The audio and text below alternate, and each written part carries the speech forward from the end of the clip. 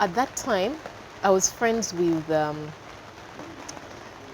made friends with the librarian at UCU. Okay. He was this principled guy, never talked to people, but somehow we struck a friendship. We're still friends. We're not as close as we used to be, but we're still friends. And I learned a lot from him. And people used to wonder, why are these, how, you know? But would sit and tell stories and talk about, you know, how we want the world to change. And so his sister at that time was working for Sylvia Worry. But she had gotten a better job, a better offer. So he told me, why don't you try this out? I was a tomboy, please. Jeans, whatever, appearance, for what? And so he tells me, try it out. I said, you know, that is fashion. I absolutely don't know anything about fashion. So just try it out. So I go, interview, and I got that job. Okay. They called me, I went for the interview on Wednesday, and they called me on Thursday and told me, can you start work on Friday? So I said, working. So don't worry. I learned the ropes. And when I just started, I phoned her in the process of organizing her 10-year anniversary show. Okay. So I was thrown into that without knowing a thing. I remember I worked so hard that one time I parked somewhere. First I parked at Gardens. We used to work at Garden City. I looked for my car for 2 hours. You couldn't remember? I didn't know where it was, and I was passing it the entire time. Please bear in mind, it was a broken down car. Very, very Flintstone style, like. But it was my car. It was yours. Yeah, I was very proud of it. It was always breaking Did your car have a name? It was called Wendy. Wendy. Wendy took me through a lot. It sounded bad. It looked bad, and I drove it like a taxi driver. These taxi guys are going to come and cut me off. Excuse How? me? I'll repair it. So I did my time with Sylvia. I learned a lot. But then with life, I found myself like I'd reached the peak of what I could offer her. It wasn't fair for me. You were there for a while? 5 years. 5 years. So I was like, I'm not offering anything more. I'm not learning anything more.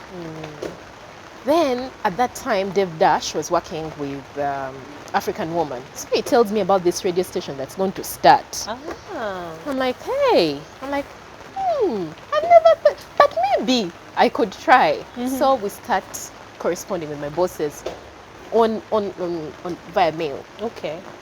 And they really liked the way I presented myself. They didn't know who I was, but they gave me the job just simply based on the way I was responding to their emails and the ideas. Yes, the ideas I had. So when I finally met them, it was really to negotiate my pay. Now I wanted to do that as a part-time job. Hustle, get my money from Sylvia, come to radio in the evening and get money. But it turned out that this was an arrangement that didn't work for her. So I was like, okay, you know what? Let's just, I've learned. I hope I've also done something to improve your company. So I moved on to Radio City.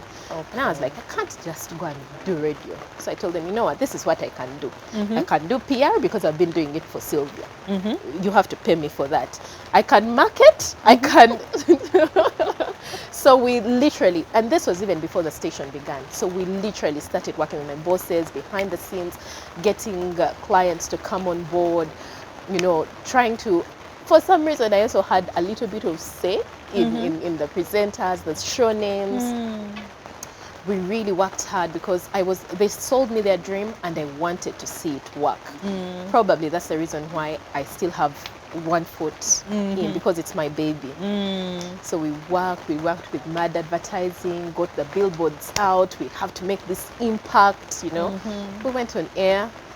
We had all the celebrities coming on, and you know, it was a good time. And at that time, because I had found my voice. Yeah. I think I found my voice when I started working for Sylvia. I became more assertive. I became, because I was always timid. Yes. I don't know how to say no to people. Once I found my voice, I almost took it to another level. Now, it was not balanced for me. It was because now I found my voice, you're not going to put me down. I wasn't tolerating like mediocrity or for you. I didn't have that balance. So I stepped on so many toes.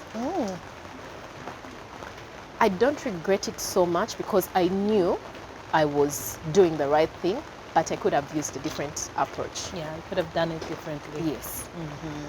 Because these were people who were already in the media and were saying, what does a model, and I wasn't a model, that used to offend me. What does a model know about radio? And, oh, that's man. what people used to say? Yes, I was like, okay, let me prove to you that a model can do a lot more than, and very many of them didn't know that you're doing all these different these roles. things. Yeah. Because even when the station started, I was on top of doing my show in the evening, I was looking for adverts because stations run on advertising. Yes. So I was looking for advertisers. I was doing what they call traffic, and at that time we were still on papers. So you were scheduling? Yes. Now imagine telling a celebrity to write down the time they read a mention. It was a hard paper. Like you go back and listen. And I was like, jeez. And because some of them really wanted to stick it to me, like, who do you think you are? Oh, it was hard. And I was not only doing that, I was generally I had too many hats. But when you're young, in your 20s, you can do anything. Please. Who said I can't do it? And I appreciate that because I learned a lot. Yeah. Until when I felt like I'm sacrificed, I'm not now giving it my all. I'm not doing it. So I stepped away from, I was even the receptionist. Yeah. At some point. I remember one time I was sitting at the reception doing my work, and then someone comes in. He wanted to advertise with us. And then he comes and says, I want to see the manager. I say, oh, how can I help you? He said, that's why I hate receptionists. You be there. Instead, can you go and call the manager? What? I said, how does the manager look like? Don't waste my time. He lectured me. I said, okay, you know what? I'm sorry. Let me go call the manager. My bosses were around, so I tell them. They said, why can't you? We're busy. Why can't you handle that? I said, no. The person really wants to see someone in authority. Oh, okay. Call them. So we get into the boardroom. He's wondering, why is the receptionist in our meeting? We sit in the meeting. He had already told you what's what. So, humble pie tastes so good when you're not the one eating it. So the guy pitches and what, and my bosses say, at the end of the day, she's the one who makes the decisions. So just talk to her. If it works for us, because I was doing PR, if it works for us, we'll come on board. Oh my. That apology. It's like, but we all need those humbling moments. Yes. I hope he learned something from that moment. I hope he learned, because life has changed. The managers are no longer what we used to think, the old and what. Anyway, so I learned a lot. Then I cut down on the work I was doing to concentrate on presenting, because it was suffering. I was terrible, first of all. Don't have time to train, giving my PD a hard time. And then now I was in between shows. Sometimes I'll do my show, the evening. Lillian will call in or sick or what, and I have to, because I'm already at the station, I have to do her show, and then in the evening I have to do my show as well. So my bosses said, you know what, it's not balancing out. Because Lillian is a busy person, let's permanently move you to the mid-morning. Oh, okay. So that's how you went in the mid-morning.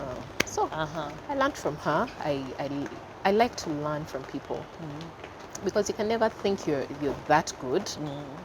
Because we're constantly improving. Yes. You never stop. So I learned, and then she when she stepped down and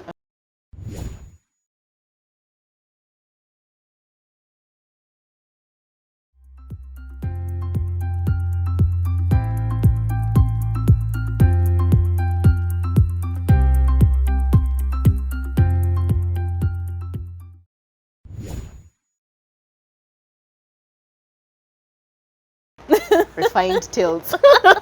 Refined tales. So she's like, oh my God, I'd done a doormat. Like, oh my God, she sends to everyone and she sends me back their feedback. And she's like, oh my God, you're not just a pretty face. Oh my God. Oh my God, I like that you're so hardworking. You're doing everything. You know, you're farming, you're taking care of the children. You're holding the fork down while your husband is away. I'm so proud of you. And I was so blessed. I was so touched. I was just even for her just to appreciate me and make her feel proud. That for me was, I was really, really blessed and moved. You know what I find interesting? You had the hustle going for you back in the day. You were doing so many different things. That's what happens in the beginning. You hustle and the money comes later. Yeah. But then you went from that place where you kind of believed you could do anything and everything. And then you had a moment where you thought you couldn't. Yes. Because what you were saying is you were scared to leave radio. And you were scared that, you know, radio in a way had become your identity. Yes, yes. Is that the time, like maybe you had your children as well? Not really. Because when did you meet your husband? Oh, it's an interesting story how I met my husband. Okay. Ours is a very crazy love story. So, I met my husband and through Play Lotto. Oh, yeah. Okay. And I believe that probably is the reason why God put me in that place, because I failed to get a TV job after that. Okay. Yet everyone was telling me, everyone thought when I left Play Lotto, the next move was to get a show. Okay, on TV. But I failed to. And I was going for interviews. They would call me and tell me, you know, your name has come up from so many different places, sources. For some reason, we don't call you. I'm like, huh? How does that make sense? I remember doing a screen test for news, and I was like, I really don't want to do news. Like, that's not me. Like, please, please, please. But they convinced me that this is the only way I could get into TV. And I really sucked. Because first of all, the voices in my head were telling me, what are you thinking? Like, I tried Bambi to rehearse and read, and it didn't work. That was not me. Let us leave other talents for other people. Callings are not for everyone. You have to always know what you can do. I believe you can do everything, but you always have to also be mindful of what is not your calling. And sometimes you're actually forcing things. Yes. And something's not meant for you. It's like now I have a child, a 3-year-old who I have to homeschool, and I know that teaching is not my calling. I am a very good mother, very present. I play with my children. We are friends. My son always comes and gives me the warmest hugs and says, Mommy, you're my best friend. 3 years, even the 1-year-old, he comes and tells me, Mommy, I love you, you know? And to me, it says, I've done something. They feel secure. They feel and that's safe. What I want. I want them to always feel safe. So, I Play Lotto. I was working at Play Lotto, and at that time he was working for Ministry of Justice. Okay. As a senior state attorney. And he was supposed to write a law on lotteries. So I told people, there are no lotteries in Uganda. He said, watch, there's that show called Play Lotto. Okay. Now he says that he's a very prayerful man. He says he had been praying for this particular girl, and everyone, he had given this list to his family and to his closest friends of the girl he wanted to marry. And everyone was saying, Bambi, your standards are too high. That one doesn't exist. And I would like to say, I think I surpassed those.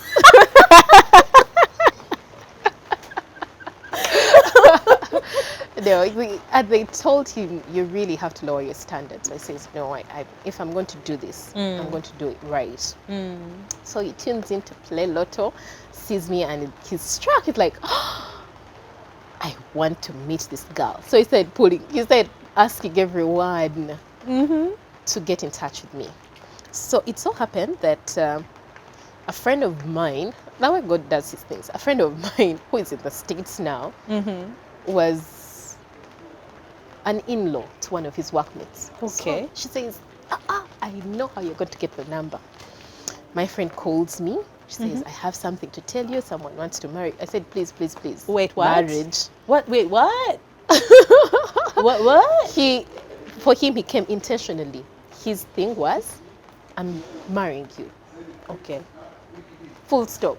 There was no negotiating. It was, I'm getting married to you. So I told my friend, I was like, I just don't like, this one is just coming to me because I'm on TV. I don't want. I first refused. She said, no, she assures me that he's a good man. Okay. I said, okay, are you willing to put our friendship on the line for this? Because if I go and meet him, because you have vouched for him, if I meet him and it turns out to be one of those crooked men in Kampala, our friendship is over because you have insisted. She said, no, you try. So I meet him. We met at Soho. I look at this skinny man in a suit. And he's shy. Like, first of all, you're wasting my time. Anyway, curiosity. I decided to go on another date with him. Because that first date, we were with this other lady, Ashley, and so he says, let's meet. So I give him my number. He calls me like 2 days later and says, can we meet? Can we have dinner? It's like, free meal, 20, 30. Let me go. But you're also curious to know more about him. So there's no way a free meal would happen if you didn't want to see this person because again. I was thinking, what does a senior state attorney, with all his accomplishments, how is it possible that he doesn't have these airs? He's not braggant, he's not arrogant, he's just so meek and humble. Why? How? Okay. So I go on a date with him, and the first day we went on a date, he tells me, I'm going to marry you. I laughed so, I love laughing out loud. That's just who I am. I laughed out at word Mediterranean, and he's like, I'm going to marry you. He said, I'm going to marry you. He said, you are high on expired weed. That's not happening. Okay. So he says, and I want to date you before you get married. I want to date you every single day. Okay. I said, you think I don't have a life? You've come into my life and then you want to take over. Please take whatever you're doing several notches down. And he keeps on laughing because I used to assure him, I am peace Menya. Celebrate.